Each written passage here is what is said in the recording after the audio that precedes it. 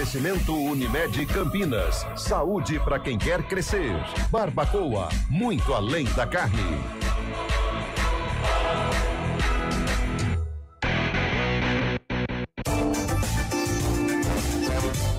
Estúdio CBN.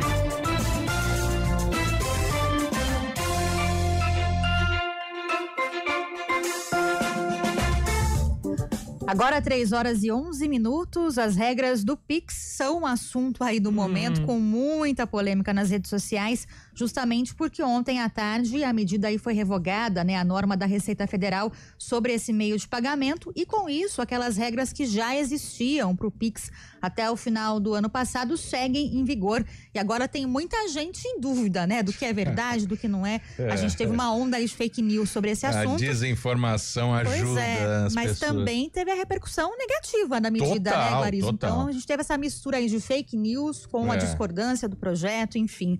Mas para entender melhor agora o que está valendo em relação às regras do Pix, a gente conversa com o Ranieri Genari, ele que é advogado especialista em direito tributário. Oi, Ranieri, boa tarde.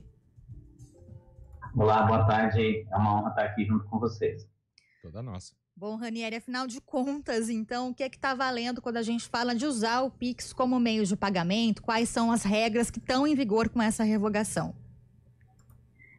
Pois é, como você citou anteriormente, houve bastante confusão em relação ao que estava acontecendo, né? Inclusive, alguns golpistas aí utilizaram dessa confusão para aplicar alguns golpes aí na internet, o que é bastante grave, né? E a gente entende que precisa ser investigado, mas falando em relação ao que fica, né, em relação ao que a norma já foi revogada, foi publicado a nova instrução normativa revogando aquela que trazia essas novas normas sobre o Pix, e o que ficou para a gente, né? Ficam valendo as regras anteriores, onde o Pix e o cartão de crédito não entram nessas operações, né, em relação às fintechs, né, em relação aos bancos digitais, em relação àquelas instituições de meio de pagamento, operadoras de cartão. Então, eles, por enquanto, pelo menos, não estão obrigados a prestar essa informação a que os bancos tradicionais já prestam, já pelo menos desde 2015, através da lei financeira, né? E também houve a volta dos limites antigos. Quais são esses? As movimentações de pessoas físicas acima de R$2.000 e as movimentações de pessoas jurídicas, acima de R$6.000, né, sem a inclusão do Pix aí nesse monitoramento, vamos dizer assim. Para eu entender, então, para tentar entender, doutor Ranieri, já que vem informação e desinformação de tudo que é lado, o que mudou, baixando de 5.000 para 2.000 essa fiscalização? Na verdade, o que o governo, né, pelo menos no nosso sentido, pretendia era, além de buscar maiores informações junto ao que hoje a gente chama de bancos digitais, né, são as fintechs que quase estão ultrapassando já os bancos tradicionais em relação ao número de contas correntes e de movimentação financeira, né, e agregar, né, nesse sistema de informações o Pix, que é o nosso meio de pagamento mais recente, que não estava contemplado nessa legislação, né, e aumentando o limite, a ideia, né, pelo menos o que a gente vê de bastidores assim, que saiu bastante na mídia, é que pretendia-se diminuir o fluxo de informações em relação às operações que não têm tanta valia assim para fins de fiscalizatório da Receita ou para fins de movimentação. Porque qual seria a ideia, né? Uma vez que fosse informado, e é importante destacar de forma consolidada essa informação, o governo não saberia nem a Receita de onde que veio o dinheiro, nem para onde ele estava indo. O que ia ser informado era uma operação consolidada por CPF, quando foi movimentado, e uma vez que você preste essas informações através da declaração do imposto de renda ou da declaração de renda da pessoa jurídica, o governo faria um cruzamento. Esse cruzamento geralmente ele é feito automático nos sistemas da Receita, então dificilmente há uma interação humana ali nessa operação, nessa situação. Uma vez feito o cruzamento, houve alguma disparidade, o próprio sistema apontou alguma inconsistência entre o que é declarado de renda e o que está sendo movimentado por aquele CPF, ele seria notificado para apresentar os esclarecimentos, e se não houver essa justificativa plausível, isso aí sim poderia resultar em um pagamento de imposto, com multas de juros, né? E um possível questionamento do porquê ele não está com uma sua empresa regularizada, ou até poderia provocar um desenquadramento, né? Que aí isso afetaria diretamente os MEIs, por exemplo, que estão com uma renda declarada anual, uma receita anual de até 81 mil, e de repente, em uma situação como essa, verifica-se que ele já deveria ter migrado para os Simples. Então, ocorreria ali uma questão de regularização da empresa. Agora, doutor Ranieri, já existe uma lei que foi aprovada pelo Congresso lá em 2001 que obriga os bancos a passarem as informações, né, de entrada e saída também das contas dos clientes. Só que essas informações, elas dizem respeito ao montante total, né? Não tem que especificar qual que é o tipo de operação, se é um TED, se é PIX. Então, isso é o que continua valendo, é isso? Isso, exatamente. Isso continua valendo e continuaria valendo com a instrução que foi revogada. Né? Então, o que continua valendo é a proteção ao sigilo bancário, né? Mas exatamente por conta disso, pelo governo não saber, né? E pela Receita, a gente fala governo, mas é o órgão, é a Receita que faria isso, né? É responsável. Então, o que a Receita faz e continuará fazendo, mesmo não tendo o PIX incluído. Se você movimentar, enquanto pessoa física, mais de R$2.000 de forma consolidada, então a Receita não vai saber se parte é transferência, se parte é cartão, de onde veio. Ela sabe que houve uma movimentação acima de R$2.000 e a pessoa tem uma renda declarada menor do que aquilo, ou de repente ela não declara imposto de renda, que é uma situação ainda pior, né? Porque quando houver o cruzamento, na verdade, o que o computador da Receita vai verificar, o sistema vai verificar é que não tem uma base de dados que ele possa fazer o cruzamento. Aí, essa vai ser a situação mais grave, a pessoa vai ser notificada para apresentar esses esclarecimentos. O que a gente nota é que o valor de 5 mil, eu tenho comentado com alguns colegas, que é um valor simbólico para o governo, né? E aqui não estou julgando governo A ou governo B, mas para esse governo atual é um valor simbólico 5 mil, porque há uma promessa de isenção do imposto de renda sobre esses 5 mil, as pessoas que alterem a renda até 5 mil reais. Então, hoje, né, a Receita não tem, vamos dizer assim, uma base tão confiável assim de contribuintes que tenham renda de até 5 mil reais. Então, até para que se possa apresentar um projeto de lei crível, né, e possa conseguir os votos necessários para uma possível isenção, o governo precisa ter uma base de dados correta. Então, talvez, de alguma forma, essa fosse a medida que ia trazer condição para que esses números ficassem os mais claros possíveis. Quanto ao combate à lavagem de dinheiro, isso também foi narrativa, não era a intenção também? Olha, eu entendo que na verdade não. Todos os instrumentos, né, financeiros, vamos dizer assim, que tanto a Receita, em parceria com o Banco Central e demais instituições, né, tem alguns projetos pilotos também, eles têm muito ido nessa linha da questão da lavagem de dinheiro, né? Mas o que a gente ainda... por isso que eu digo que muitas vezes faltou a comunicação clara, né, do governo, porque hoje em dia a gente tem um instrumento poderosíssimo, e aqui eu não estou advogando pelo silenciamento das redes sociais, muito pelo contrário, eu acho que é um instrumento poderoso, ele deve ser usado, né, mas para a solicitação de informações. Então, faltou, lá atrás, quando a norma foi instituída em setembro, mesmo que ela passasse a valer em janeiro, faltou alguma coletiva, né, um esclarecimento, uma nota da própria Receita dizendo o que de fato mudaria e quais seriam os motivos.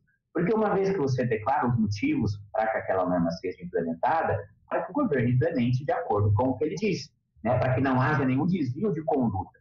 Uma vez que houve esse silenciamento, então você permite que a própria população em si, não estou aqui nem falando de fake news, mas que a própria população fique de um lado para o outro, tentando entender de fato o que vai acontecer, o que não vai. E aí geram todas essas situações que a gente viu aí até de comerciantes, segundo dizem, cobrando a mais para receber em Pix. Doutor, faltou essa comunicação mais clara, né, como o senhor disse, do governo. Ontem, ainda antes da revogação nessa medida, o governo tentou fazer uma campanha ali mais bem-humorada, né, com algumas informações para ironizar alguns boatos, tanto em relação à taxação do PIX, né, quanto também à quebra de sigilo bancário dos usuários, que eram as principais fake news que circulavam. Mas, de qualquer forma, o senhor acredita que essas mudanças que agora foram revogadas, elas abriram uma porta para uma possível futura taxação, ou isso também é parte das fake news? Eu acredito que sim, não de forma direta, mas de forma indireta, mas exatamente dessa forma que eu coloquei no início. Haveria uma taxação, mas não é uma nova taxação. É o pagamento do imposto de renda a que todo mundo está obrigado quando ofere renda acima daquele valor que há isenção. Então, se hoje eu não declaro renda, e uma vez que eu fosse notificado por essa norma, através da Receita, para justificar por que eu não declaro renda, então, ou seja, no meu entendimento, eu afiro menos renda do que os próximos dos 27 mil, que são o valor da isenção lá. Uma vez que eu não declaro, por que eu estou tendo movimentações acima de 5 mil reais todo mês na minha conta? O que disso é rendimento e o que disso é só movimentação? Aí, as pessoas físicas e as jurídicas que fossem notificadas teriam, e inclusive ainda terão, né, com a nova norma, só com limites diferentes, né, e justificar, porque nem tudo que é movimentado na conta bancária, tanto da pessoa física quanto da pessoa jurídica, mesmo que ela seja um trabalhador informal, um vendedor ambulante, é importante destacar que nem tudo é rendimento. Um vendedor ambulante, né, ele tem os seus custos de deslocamento, o custo de compra do que ele vende, ou do que ele revende, ou do que ele fabrica. Então, na verdade, ele teria que fazer uma espécie de justificativa dizendo, olha, movimentou-se 5 mil reais na minha conta, mas R$1.000 foi de deslocamento, tem aqui os compradores de combustíveis, mais R$500 foi de matéria-prima, e fazendo lá todas as reduções, olha, R$2.000 que é, na verdade, o meu rendimento da minha operação. É essa a minha renda. Somados, vão dar os 24 mil, vamos dizer assim. Os 24 mil estão fora, né, estão dentro da faixa de isenção do imposto de renda para a declaração anual. Então, de fato, ele não estaria obrigado à declaração do imposto de renda. Então, tudo isso seriam esclarecimentos que teriam que ser prestados, e aqui eu concordo que quanto mais informal a empresa, quanto menor, né, quanto menos instrução houver, mais difícil fica para ela fazer essa informação, o custo de conformidade dela é maior, mas com o digital, vamos dizer assim, hoje ficou muito difícil você trabalhar na informalidade, porque tudo hoje é conhecido, né? Basta um cruzamento para que a informação venha à tona. Isso, então, na sua opinião como advogado, o senhor não vê necessidade de se fazer uma regra nova da Receita com o Pix, ou algo tem que ser feito para incluir o Pix, já pegando até as primeiras respostas suas, doutor Ranieri? Olha, eu entendo que se não houver a exata colocação do que é o Pix, né, porque hoje a gente entende ele apenas como mais um meio de pagamento, né? Então, como mais um meio de pagamento, não faz sentido ele não estar incluído no monitoramento que a Receita já faz, junto com as demais formas de pagamento. Então, fazia sentido ele estar junto. Se o governo entende, né, que ele deve estar protegido, então, que foi o que foi noticiado, né, para que sobre ele não recaia nenhuma fiscalização, então ele tem que deixar claro isso. O que a gente, o que pelo menos para mim não faz muito sentido, é você equiparar a dinheiro, né, o Pix, que é uma movimentação digital, até porque hoje, de acordo com a própria instrução normativa que hoje está vigente com a revogação da de ontem, quando você vai a um banco fazer um depósito em dinheiro acima de R$2.000, você tem que colocar o seu CPF, fazer uma declaração ali de qual que é a origem daquele dinheiro.